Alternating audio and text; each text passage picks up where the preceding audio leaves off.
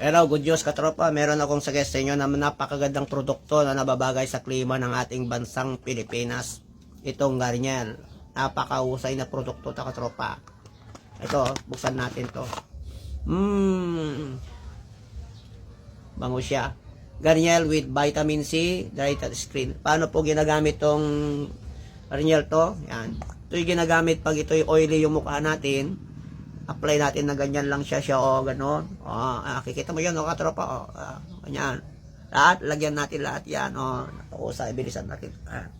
Ayan, katropa, diba? Ayan. Ayan. Ayan. Ayan, katropa. Diba? Napakahusay yan. Mabango siya para siyang lemon. Diba? Ganyan mo lang. Kahit saan ka pupunta, may pupuntahan ka, di ba, kung pinapawisan ka, sobrang init ng panahon, mamantika yung mukha natin, oily, lalo na sa mga teenager, di ba, nagkakaroon sila ng mga tagyawat kung ano-anong tumutubo sa mukha.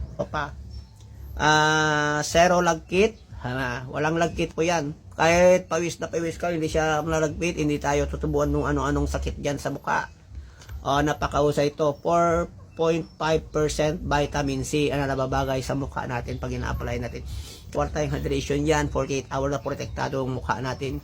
Instant mate effect. Yan talagang impekto na agad.